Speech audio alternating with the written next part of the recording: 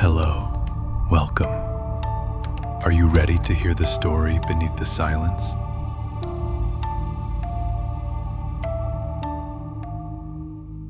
Someone was testing my hotel room door every hour at exactly 47 minutes past. The door handle to my hotel room rattled violently at 3 a.m., but when I looked through the peephole, no one was there, just an empty hallway and the sound of breathing on the other side of my door.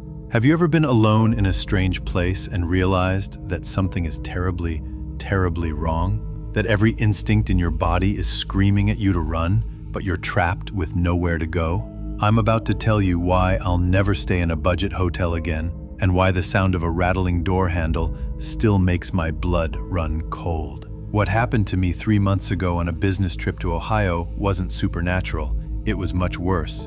It was real, methodical, and it nearly cost me my life. This is what happened when I discovered that someone had been living in an abandoned section of the hotel. Someone who had chosen me as their next target. And the worst part? They knew exactly how to get into my room. I'd been driving for 9 hours straight when I finally pulled into the Gateway Lodge just off I-71. It was one of those highway hotels that time forgot. Wood paneling from the 80s, carpet that had seen better decades, and a musty smell that no amount of air freshener could mask. But it was cheap, only $49 a night, and I just needed somewhere to crash before my morning meeting in Columbus. The night clerk barely looked up from his phone when I checked in. He was maybe 19, with greasy hair and an expression that suggested he'd rather be anywhere else. He slid me a key card for room 237 and mumbled something about the ice machine being broken. "Is the hotel busy tonight?" I asked, noticing how empty the parking lot was. No, maybe 10 rooms occupied. Whole second floor is pretty much empty. Third floor is closed for renovation. Perfect, I thought. A quiet night's sleep was exactly what I needed. Room 237 was at the end of a long hallway that seemed to stretch forever under the flickering fluorescent lights. The carpet was more stained here, and several of the room number plates were missing or hanging crooked. Room 235 next to mine had yellow caution tape crossed over the door. "Renovations," I muttered, remembering what the receptionist had said about the third floor. Apparently, they were working on more than one area. My room was exactly what you'd expect for $49. A queen bed with a questionable comforter, a TV from the early 2000s, and a bathroom that had seen better days. But it was clean enough, and the lock seemed solid. I threw my bag on the chair, took a quick shower, and collapsed into bed around 11 p.m. The first time the door handle rattled, I thought I was dreaming. That slow, deliberate sound of someone testing the handle, up, down, up, down. My eyes snapped open, and I lay there in the darkness, listening. The digital clock read 12:47 a.m. Silence. Then it happened again, this time more insistent. The handle jiggled violently for about 10 seconds before stopping. I sat up, heart pounding. Probably just a drunk guest trying the wrong room, I told myself. Happens all the time in hotels. I waited another minute before getting up and looking through the peephole. The hallway was empty, lit by those harsh fluorescents. I could see all the way down to the elevator. Nobody. I went back to bed, but sleep didn't come easy. Every little sound made me tense up. The ice machine down the hall, footsteps from the room above, the heating unit clicking on and off. At exactly 1:47 a.m., it happened again. This time I was ready. I jumped up and rushed to the peephole. Still, nobody there, but I could have sworn I heard footsteps moving away, heading toward the stairwell, at the far end of the hall. "Okay, this is getting weird," I said out loud, partly to hear my own voice in the oppressive silence. I called down to the front desk. It rang and rang before the kid finally picked up. "Someone keeps trying my door, room 237. Can you send someone up to check?" I'm the only one here. I can't leave the desk, but I'll make a note of it. "Can you at least check the cameras?" Cameras haven't worked in months, man. Budget cuts. Fantastic. I wedged the desk chair under the door handle, a trick my paranoid mother had taught me years ago. Then, I lay back down, fully clothed this time, keeping my phone in my hand. 2:47 a.m., like clockwork. This time the rattling was different, slower, more deliberate. The handle turned down and held there, like someone was testing the resistance of the lock. Then I heard something that made my skin crawl, a scraping sound, metal on metal. Someone was trying to pick the lock. I jumped up and yelled through the door, I'm calling the police. The scraping stopped immediately. Then I heard it, breathing, heavy, ragged breathing right on the other side of my door. I looked through the peephole and my blood went cold. Someone was standing there. They were wearing what looked like a maintenance uniform, but the hood of a sweatshirt was pulled up over their head, obscuring their face. They stood perfectly still, facing my door, arms hanging at their sides, just standing there, breathing. I grabbed my phone and actually did call 911. 911, what's your emergency? Someone's trying to break into my hotel room, Gateway Lodge off I-71, room 237. They're standing right outside my door. We're dispatching officers now. Stay on the line. Is your door locked? Yes, and I have a chair wedged under the handle. Good. Can you describe the person? I looked through the peephole again. They were gone. They just left. Maintenance uniform, hood up. I couldn't see their face. The dispatcher kept me on the line for the 15 minutes it took for the police to arrive. During that time, I heard footsteps pacing in room 235, the supposedly empty room next to mine with the caution tape. Back and forth, occasionally stopping right at the wall that separated us. The police did a sweep of the floor. They found the caution tape on room 235 had been cut and retaped. Inside, they discovered evidence someone had been staying there. Food wrappers, empty water bottles, and a sleeping bag in the corner. On the nightstand was a notebook. The officer who showed it to me looked pale. You need to see this. The notebook was filled with observations, times, dates, and room numbers. But the last 3 pages were all about room 237, about me. 11:03 p.m., guest arrives, male, alone, driving blue Honda Accord. 11:27 p.m., shower runs for 12 minutes. 11:41 p.m., TV turned off, lights out. 12:47 a.m., first test, no response. 1:47 a.m., second test, guest checks peephole. 2:47 a.m., pick attempt, guest threatens police. Abort. And then, at the bottom of the page, in different ink, resume tomorrow night. New approach required. The police searched the entire hotel. In the closed 3rd floor, they found where someone had been living, a whole setup in one of the gutted rooms. Surveillance equipment made from old smartphones, schedules of when the hotel was least staffed, and hundreds of photos of different guests taken through windows and cracked doors. But the most terrifying discovery was in a maintenance closet. Hotel master key cards, dozens of them, labeled with dates and room numbers. Mine was already made, room 237, with today's date written on it. They never caught him. The person had vanished into the night, leaving behind only their makeshift home and obsessive documentation. The police theorized it was a former employee who still had access to the service areas, someone who had been selecting and stalking guests for months. The hotel was shut down 2 weeks later, not just for this incident, but for numerous safety violations the investigation uncovered. Turns out the owner had been cutting every corner possible. No security, minimal staff, broken locks that were never fixed properly. I still travel for business, but now I only stay in well-lit, busy hotels with working security cameras and multiple staff on duty. I check every lock twice, test the door to make sure it truly locks, and I always trust my instincts when something feels wrong, because this incident had deeply affected me. This tragedy was not a crime of opportunity. It was planned, executed, and perfected. How many other guests had he tested? How many times had he stood in front of their doors at 12:47,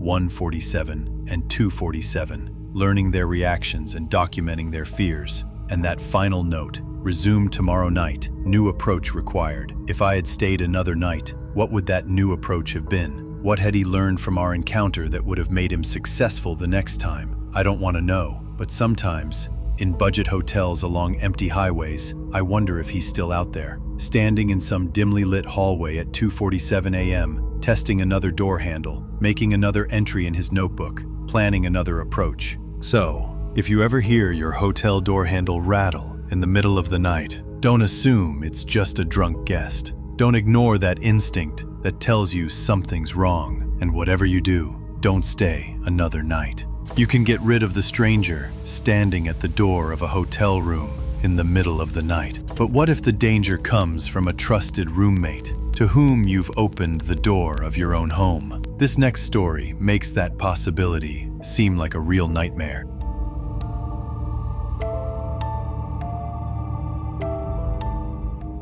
My roommate was drugging me every night, and I have the footage to prove it. My new roommate was entering my room while I was sleeping at night. What would you do if the person you trusted enough to let into your home conducted experiments on you during your most vulnerable moment while you were asleep? In this story, you will see how an innocent university project turned my home into a sleep laboratory and me into a lab rat.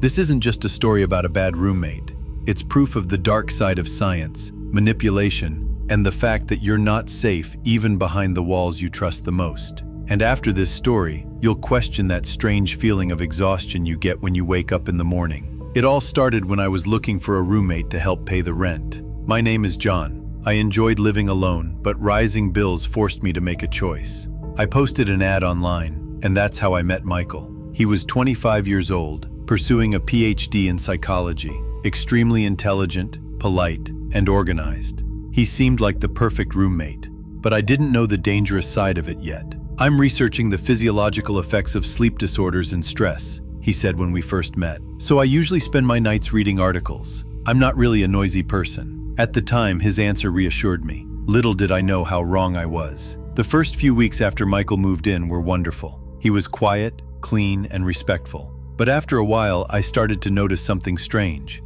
In the mornings, I would wake up incredibly tired. It was as if I hadn't slept for 8 hours straight but had run a marathon all night. My muscles ached, and my head was throbbing. When I told Michael about it, he listened to me with a sympathetic expression on his face. It's stress, John. A new routine, a new person. Your body is reacting. If you'd like, I can recommend a soothing herbal tea for you to drink before bed. At that moment, I thought about how thoughtful my roommate was. He was poisoning me, but I didn't know it yet. As the fatigue persisted, more concrete oddities began. One morning when I woke up, there was a small red dot on my arm, like the tip of a needle, that hadn't been there before. Another day, a slight bruise on my wrist. I attributed these to bumping into things in my sleep. Michael supported this theory. You'd be surprised what people do to themselves in their sleep. It's called parasomnia. He had a scientific, logical answer for every question I asked, and I believed him. He was making me doubt my own mind. The seed of suspicion was planted that night. I always kept my bedroom door closed. It was my obsession. But one morning when I woke up, I saw that the door was slightly ajar. At that moment, I felt a cold drop of sweat trickle down the back of my neck. When I walked into the living room, Michael was drinking coffee in the kitchen. "Last night, did you come into my room?" I asked, trying to hide the accusation in my voice. A look of surprise crossed his face. Oh, yes. I'm sorry. I heard you talking in your sleep, and I thought you were having a bad dream. I just stuck my head in to check if you were okay. I'm sorry if I disturbed you. His answer was so innocent, so reasonable, that I felt ashamed. "No, it's okay, I was just surprised." But he was lying, or rather, he was only telling a small part of the truth.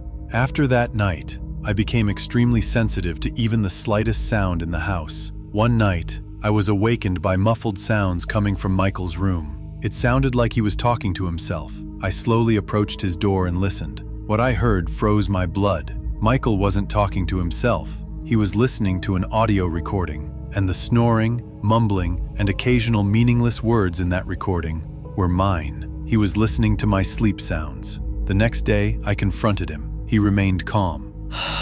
Yes, that's right. I'm really sorry I did this without your permission. But I'm conducting research on sleep apnea and sleep talking patterns for my thesis. The sensitive microphone in my room picked up your voice too. It's purely academic curiosity, I swear. I'll delete it right away. He showed me his computer and deleted the files. Again, his explanation was so logical, so scientific, that I had no choice but to believe him. Believing him was easier than thinking I'd lost my mind. But my exhaustion, those strange marks on my body, that open door, the pieces didn't fit together. I decided to trust technology rather than my own mind.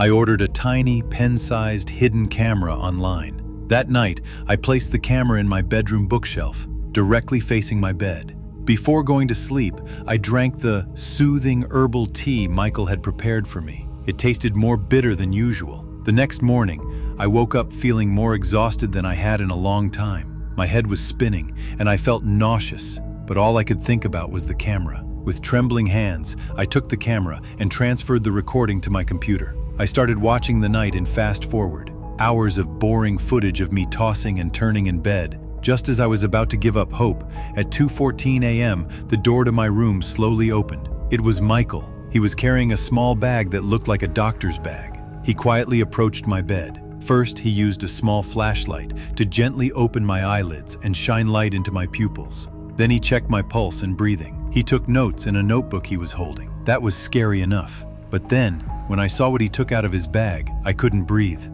First, he stuck small metal discs with wires attached to them on my temples and forehead. Then, he took a drop of blood from my fingertip with a small needle and spread it on a glass slide. And finally, he took a small syringe out of his bag. He slowly injected the colorless liquid into the vein of my sleeping arm. At that moment, I understood. Those herbal teas, they weren't just tea, they were drugging me every night. The exhaustion, the bruises, the needle marks, it was all real. I was a guinea pig in his sleep laboratory. At that moment, overcome with anger and fear, I rushed into the living room. Michael was sitting calmly at his desk, typing last night's notes into his computer. You! What did you do to me? He slowly raised his head. There was no guilt or regret on his face, just cold, analytical curiosity. You're awake. The drug's effect wore off sooner than I expected. I should note that. "I'm calling the police," I said, reaching for my phone with a trembling hand. Don't call! He said without a hint of panic in his voice. Because if you do, I'll have to tell them that my most valuable test subject, you, has been experiencing paranoid delusions due to increased stress lately and has started harming yourself. How will you explain those needle marks on your arm, John? At that moment, I realized he had not only imprisoned my body, but also my mind. I called the police. They came. I showed them the video recording. Michael's room was like a small laboratory. It was filled with my blood samples, graphs of my sleep patterns, and notes about the chemicals he had tested on me. They arrested him. The nightmare was over. A few weeks later, I received an official apology letter from the university's ethics committee. They wrote that Michael had been expelled from school for using dangerous and unethical methods. I felt relieved as I read the letter, until I reached the last paragraph. It said, "Although Mr. Michael's methods are unacceptable, we would like to point out that the preliminary data he has collected on the effects of the medication he administered to you on long-term memory formation is quite interesting. If you would give us permission to conduct a follow-up study, we would like to contact you again." Sometimes, the biggest threat comes from those closest to us. But what if the danger came not from a stranger living under the same roof, but from your seemingly perfect neighbors who smile at you every day? If you are ready, let's unravel the mystery behind an innocent invitation to play and witness how far a grieving family will go to make up for their loss.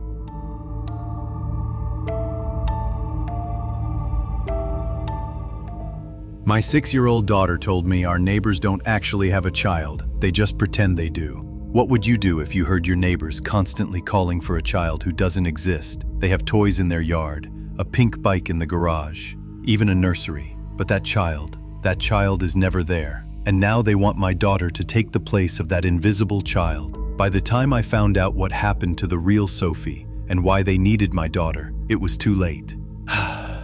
Last spring, after my divorce, my 6-year-old daughter Emma and I started a new life in Portland. When we moved to a strangely quiet street where everyone cut their lawns the same length and the silence was broken only by the hiss of the automatic sprinklers, the Wheeler couple next door were a blessing. They were wonderful people in their 40s, always ready to help, always with a smile on their faces, and they were always talking about their daughter Sophie.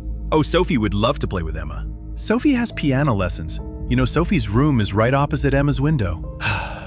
But in 3 months, I never saw Sophie. There was evidence of him everywhere. A pink bicycle in their garage, a swing set in the backyard, Disney princess stickers on her bedroom window. "Sophie, dinner," Mrs. Wheeler called out every night at 6 o'clock. "Oh, it's Sophie. She's made a mess again," Mr. Wheeler complained every night as he picked up the toys in the yard. Emma was desperate for friends, so when the Wheelers kept inviting her to play with Sophie, I felt guilty saying no without good reason. But something felt off. Sophie was never available when Emma could play, always at practice, or grandma's, or a friend's house. One evening, Emma was coloring at the kitchen table when she said something that made my blood run cold. "Dad, Mrs. Wheeler was talking to Sophie's room again." What do you mean, honey? "She stands outside Sophie's door and talks like Sophie's in there. But I can see through their window from my room.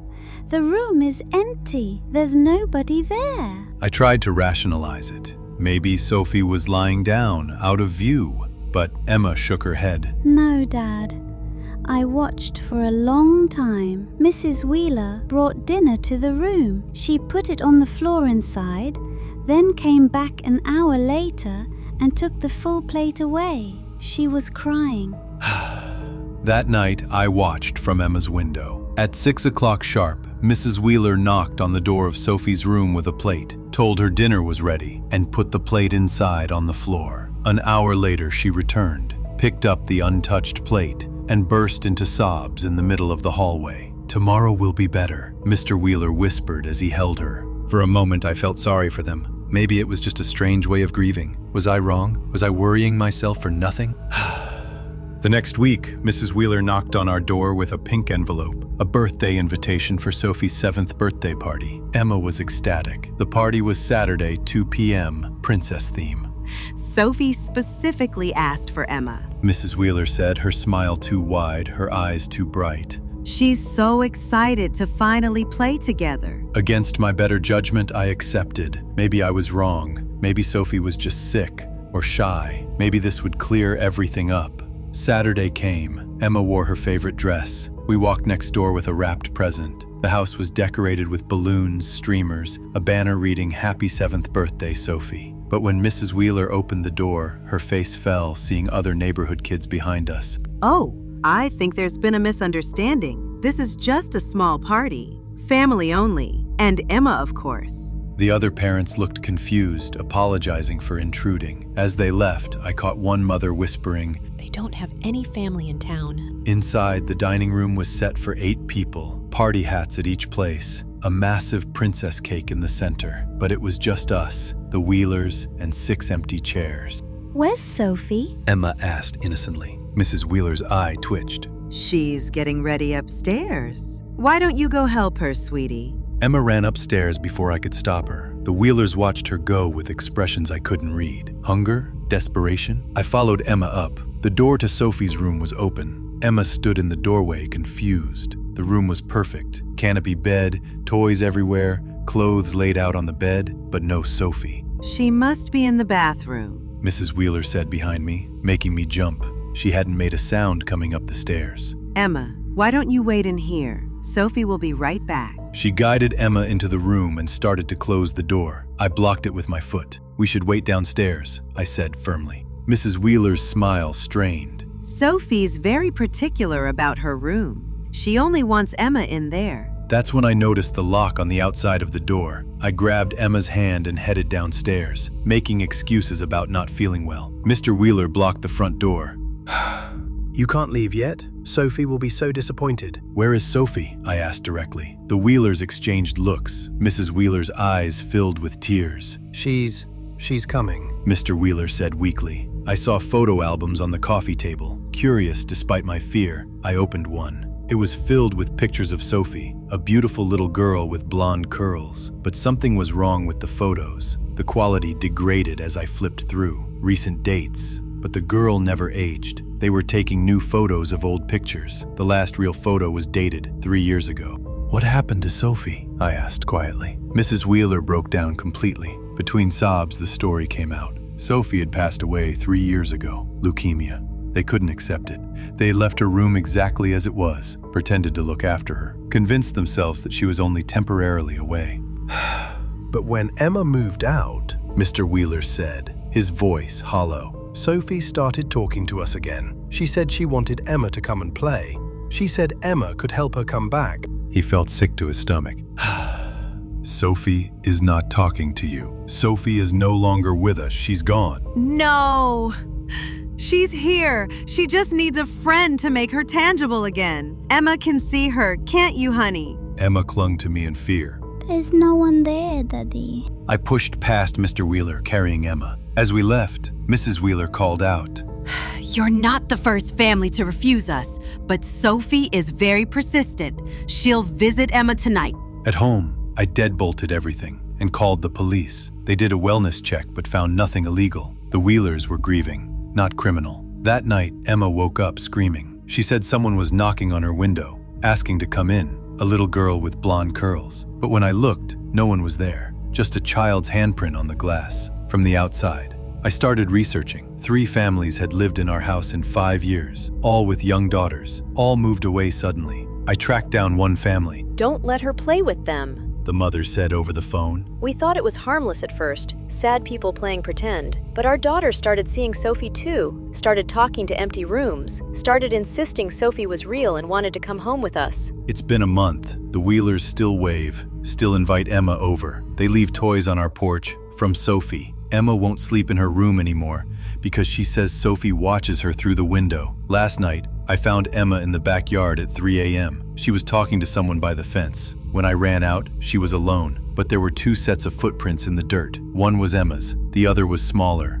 older, and stopped at the fence line. Emma said Sophie told her she's lonely, that her parents can't see her properly anymore, that she needs a new sister to help her remember how to be real. This morning, there was a note under our door, child's handwriting that matched the writing in Sophie's old diary, which I'd seen at the Wheelers. Emma, please come play. My parents need to see me again. You can help. We can be sisters forever. We're moving next week. I don't care about breaking the lease, but Emma's been acting strange. She started setting places for Sophie at meals, started leaving space for her in bed, and yesterday, I heard Emma talking to Mrs. Wheeler over the fence saying, Sophie says she's coming with us when we move. Mrs. Wheeler smiled for the first time in weeks. I don't know what the Wheelers did to keep Sophie here. I don't know if it's grief, delusion, or something worse, but I know this. If your neighbors talk about a child you never see, if they invite your kids to play with someone who isn't there, run. Don't wait like I did, because now Emma sees her too. Subscribe to our channel to uncover the secrets hidden beneath this silence and join us on this mysterious journey. Now click on the video on the screen and see how a guest book in a mountain cabin was transformed into a survival list. But be careful. After watching this video, the first thing you'll do when you go on vacation again is read the guest book.